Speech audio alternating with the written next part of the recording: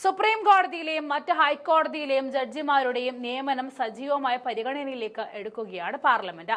ഡൽഹി ഹൈക്കോടതിയിലെ മുതിർന്ന ജഡ്ജി യശ്വന്ത് വർമ്മയുടെ വസതിയിലുണ്ടായ തീപിടുത്തത്തിനിടെ ചാക്കിൽ നിറച്ച ഇന്ത്യൻ കറൻസി കത്തിച്ച നിലയിൽ കണ്ടെത്തിയതിനെ തുടർന്നാണ് രാജ്യസഭാ അധ്യക്ഷൻ കൂടിയായ ഉപരാഷ്ട്രപതി ജഗദീപ് ധൻകർ വിഷയം സഭയിൽ ഉന്നയിക്കുകയും പാർട്ടി നേതാക്കളുടെ യോഗം വിളിച്ചു ചേർത്ത് ചർച്ചാ വിധേയമാക്കുകയും ചെയ്തിരിക്കുന്നത്.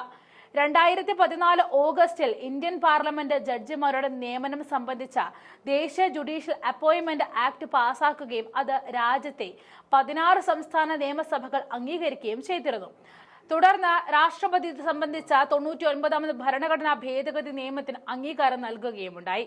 എന്നാൽ 2015 ഒക്ടോബർ 16 സുപ്രീം കോടതിയുടെ ഭരണഘടനാ ബെഞ്ച് 4:1 ഭൂരിപക്ഷത്തിൽ ഈ നിയമം അധികാര വിഭജന തത്വങ്ങൾക്ക് വിരുദ്ധമാണെന്ന് വാദിച്ചു.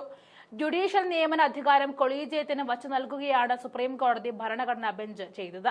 നിലവിൽ സുപ്രീം കോടതി കൊളീജിയത്തിൽ ചീഫ് ജസ്റ്റിസ് ഓഫ് ഇന്ത്യയും ഏറ്റവും മുതിർന്ന 4 ജഡ്ജിമാരും അടക്കം 5 അംഗങ്ങളാണ് ഉള്ളത്. സമാന രീതിയിൽ ഹൈക്കോടതി ചീഫ് ജസ്റ്റിസും 2 ഏറ്റവും മുതിർന്ന ജഡ്ജിമാരുമടക്കം 3 അംഗങ്ങളാണ് ഹൈക്കോടതി കൊളീജിയത്തിൽ ഉണ്ടാവുക.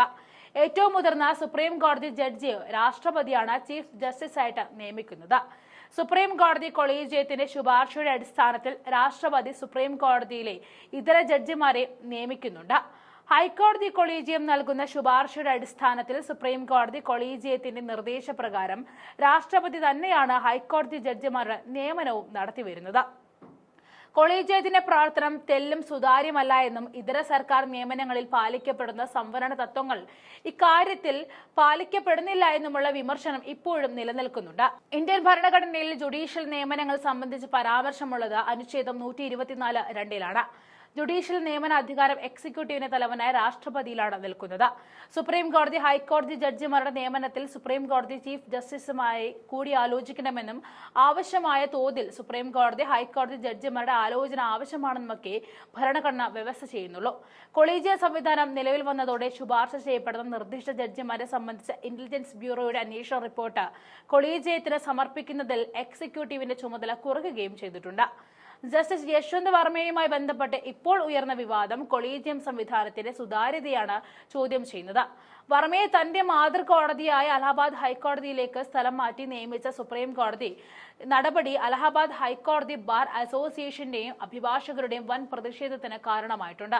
ലോകരാഷ്ട്രങ്ങൾ തങ്ങളുടെ ജുഡീഷ്യൽ നിയമനങ്ങൾ വ്യത്യസ്ത രീതികളാണ് അവലംബിച്ചു പോരുന്നത്. ഭരണത്തലവൻ നിയമനിർമ്മാണ സഭയുടെ പരിശോധനയ്ക്ക് വിധേയമായി നിയമനം നടത്തുന്ന സംവിധാനമാണ് US-ൽ നിലനിൽക്കുന്നത്. സ്വതന്ത്ര ജുഡീഷ്യൽ കമ്മീഷൻ നിയമന രീതിയാണ് ബ്രിട്ടനിലും മിക്ക കോമൺവെൽത്ത് രാഷ്ട്രങ്ങളും പ്രാബല്യത്തിലുള്ളത്. ഇന്ത്യയിലെ സുപ്രീം കോടതി ഭരണഘടനാ വിരുദ്ധമെന്ന് പ്രഖ്യാപിച്ച 2014 ദേശീയ ജുഡീഷ്യൽ കമ്മീഷൻ ആക്ട് അതേ രൂപത്തിൽ തിരികെ കൊണ്ടുവരുന്നതിൽ അനുകൂലമായ സമവായ അന്തരീക്ഷം ഇപ്പോൾ സാധ്യമായിരിക്കില്ല. വിവിധ ഭരണഘടനാ സ്ഥാപനങ്ങളെ തങ്ങളുടെ രാഷ്ട്രീയ ഇച്ഛാശക്തിക്ക് വിധേയമാക്കാൻ മോദി സർക്കാരും BJPയും തുടർന്നു വരുന്ന നയ സമീപനങ്ങളാണ് ദേശീയ സമവായത്തിന് തടസ്സമായി നിൽക്കുന്നത് എന്നും കാണാം.